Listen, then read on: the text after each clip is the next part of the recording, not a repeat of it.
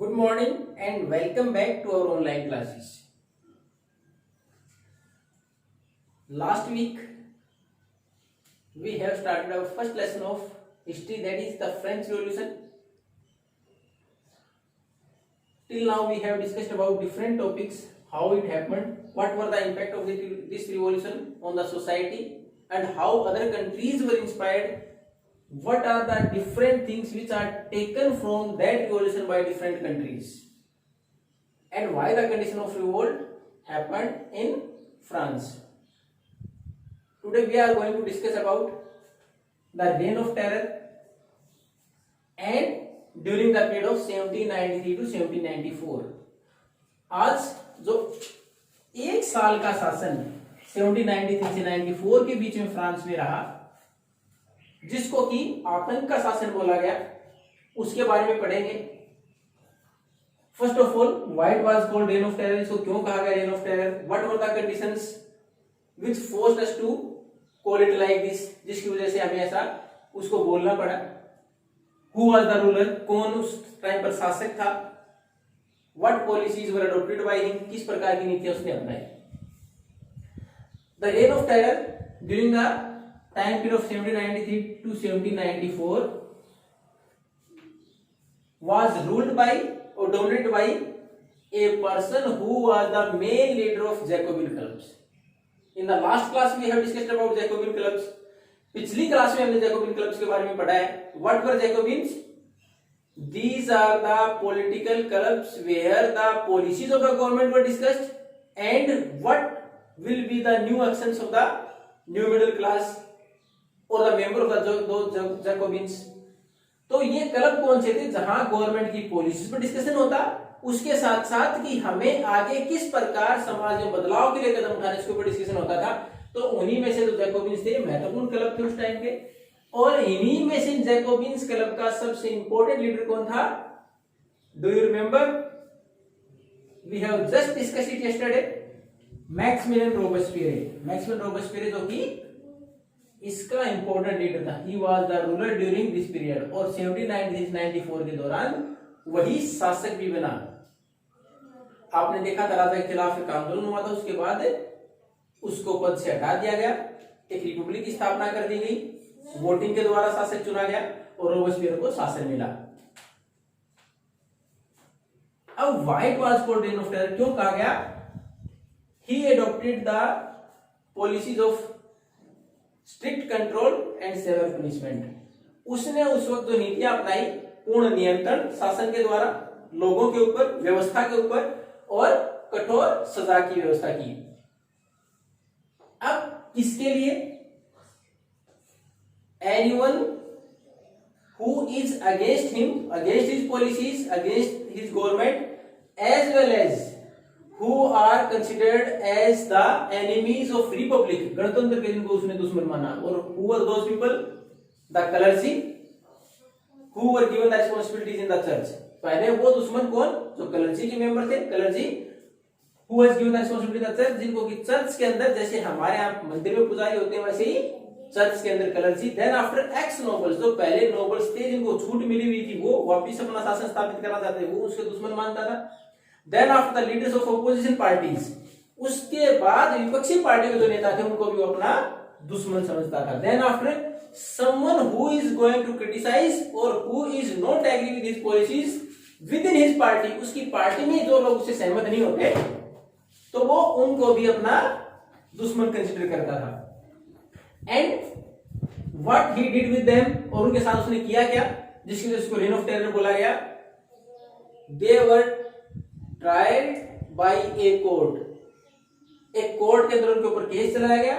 Then after, if the court found them guilty, अगर court ने उनको डिक्लेयर कर दिया कि ये दोषी हैं, they were guillotined.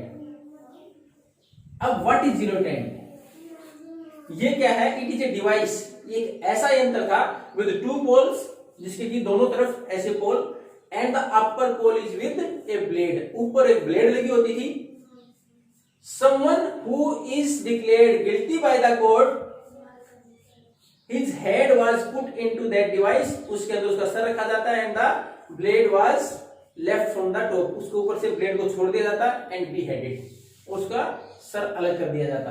तो जिलोटाइन क्या था, एक डिवाइस, एक यंत्र जिसमें कि ऊपर एक ब्लेड लगी होती, नीचे बेस पर किसी भी व्यक्ति का सर रख के उसको उस ब्लेड से काट दिया जाता, बिहेडेड। और ये नाम क्यों आया, because the person who invented it was doctor Guillotin. जिस डॉक्टर ने उसका नाम, जो जिसने इसको इंट्रोड्यूस, इन्वेंशन किया था, आविष्कार किया था, उसके नाम पर इसका नाम रखा गया।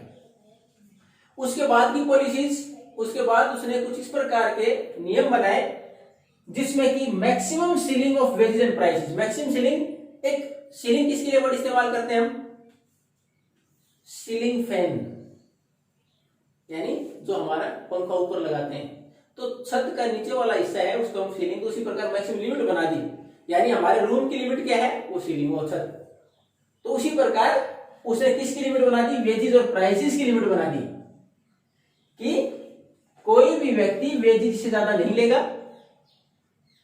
लेकिन इसमें पॉजिटिव चीज क्या थी, if wages are fixed and prices are not going to be increased, अगर कीमतें नहीं बढ़ती है, वेजेस फिक्स हैं, देन एवरीवन कैन सर्वाइव कर सकते हैं। प्रॉब्लम कहां थी, वेजेस तो फिक्स करते हैं, प्राइस बढ़ते चले जाएं तो सर्वाइव करना मुश्किल हो जाता है, प्रोटेस्ट इंक्रीज, विरोध बढ़ता है। लेकिन यहां वेजेस फिक्स करने के साथ प्राइस भी फिक्स कर दिए गए।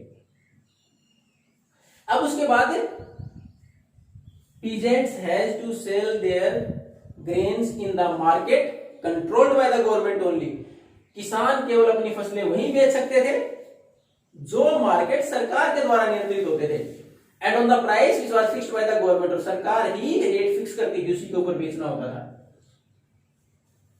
Then after meat and bread were rationed, जो खाने के लिए मीट का इस्तेमाल होता है, ब्रेड का इस्तेमाल, तो उसकी राशनिंग कर दी गई, यानी ये लिमिट कर दी गई। जैसे हमारे यहाँ बीपीएल की कर दी गई कि एक व्यक्ति को एक महीने में कितना राशन मिलेगा, वैसे ही फिक्स कर दिया गया, एक व्यक्ति से ज्यादा नहीं खरीद सकता। क्यों, ताकि टू स्टॉप होर्डिंग, कोई उसका ढेर लगा के न रखे, कीमतें बढ़ जाएं। उसके बाद एक और कानून जो बनाया गया, everyone has to use the same flour of wheat, complete wheat, और the grain of wheat which was not stained. अब उसमें दूसरा कर दिया कि सभी व्यक्ति एक प्रकार का आटा इस्तेमाल करेंगे, high quality white floor was forbidden, उसके ऊपर रोक लगा दी गई ताकि सब बराबर माने जाएं। एक और समानता के लिए उसने क्या कदम उठाया, उसने समानता के लिए कदम और उठाया, everyone will be called as a citizen. Before this the females were called madam and male were called sir. वो सब व्यवस्था हटा दी, सारे नागरिक, either he belongs to the poorer section of the society or the nobles, तो सबको sir या मैडम बोला जाएगा। इस समानता के लिए कुछ प्रयास किए। उसके बाद उन्होंने एक कदम और उठाया, क्या, चर्च शट डाउन, चर्च से उनकी बिल्डिंग्स को बंद कर दिया गया, और the buildings were transfer to the offices और बैरक्स, सेना के बैरक बना दी गई उसको, चर्च की जो बिल्डिंग थी, या फिर उनको कार्यालय बना दिया गया सरकार का। तो कुछ अच्छे कदम भी उठाए थे, लेकिन he implemented his policy so relentlessly क्या होता है, निर्दयता से, इतना निर्दयता से नीतियों का पालन किया, इतना कठोरता से नीतियों का पालन किया, इवन हिज ओन सपोर्टर्स, यहाँ तक कि उसके खुद के जो समर्थक थे उन्होंने भी मॉडर्निटी की मांग की, हमें थोड़ी सी आजादी मिले, छूट मिले, उसकी आधुनिकता की मांग करनी शुरू कर दी। और अल्टीमेटली इन 1794, जुलाई 1794 में ही was also tried by a court and guillotined, उसके ऊपर भी एक केस चलाया गया, और उसके बाद उसका भी हाल वही हुआ, ही वाज बीहेडेड, उसको भी जिलोटाइन्ड उस डिवाइस के द्वारा खत्म कर दिया गया। तो ये था रेन ऑफ टेरर। क्यों कहा गया, कि उसकी नीतियां इस प्रकार की थी, जिनको अपना दुश्मन मानता उनके साथ सख्त नियम अपनाता। उसके बाद मैक्सिमम सीलिंग एक्ट वगैरह, जो नोबल्स और ज्यादातर अपर सेक्शन ऑफ सोसाइटी था, उसको ज्यादा परेशानी हो रही थी। अब जैसे ही ये शासन खत्म हुआ, उसके बाद एक डायरेक्टरी की स्थापना हुई, और वो डायरेक्टरी क्या थी,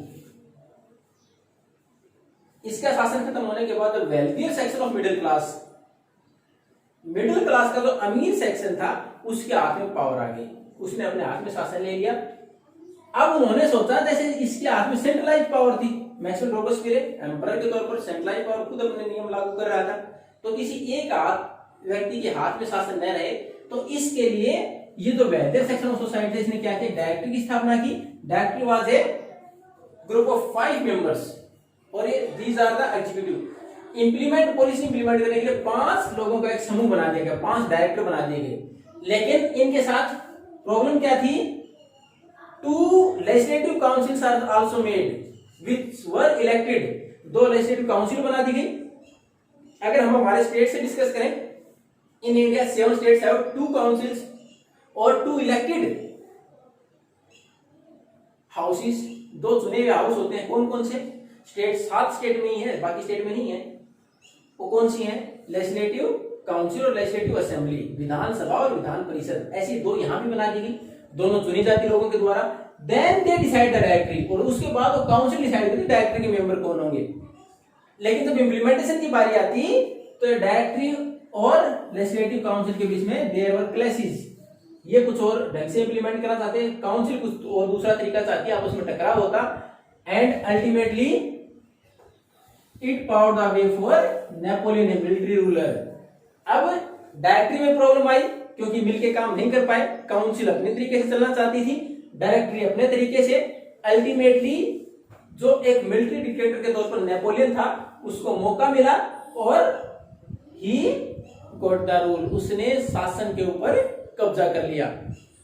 इसमें एक पॉजिटिव चीज इन सारी चीजों में जो पढ़ी, इसमें क्या थी, the changes of the government, form of the government, जो बदलाव हुए थे सरकारों में। जैसे नेशनल असेंबली की स्थापना की 1791 में, फिर रिपब्लिक की स्थापना की थी रोबेस्पियर के टाइम पर। कुछ अधिकार दिए गए थे, equality right equality was established. उसके साथ साथ फ्रीडम वाज गिवन, कुछ आजादी दी गई थी। उसके बाद right to vote was provided, vote का अधिकार भी दिया गया था।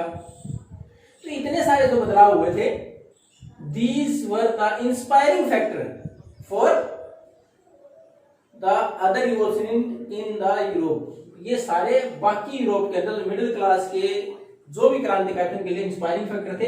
ये चीजें जब फ्रांस में इंप्लीमेंट हो सकती है तो बाकी जगह भी इंप्लीमेंट हो सकती हैं। तो कुछ एक हमें पॉजिटिव चीजें मिली थी कि सरकारों को बदल के रिपब्लिक चुनी हुई सरकारें किया जा सकता है, लोगों को अधिकार मिलने चाहिए, समानता का अधिकार मिल जाए, आजादी मिले उन लोगों को।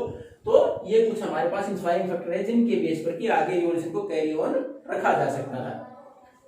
Now for in the next topic we are going to discuss about the different changes in France in the next class. Till that time, go through this topic and whatever problems you are going to face, just tell me.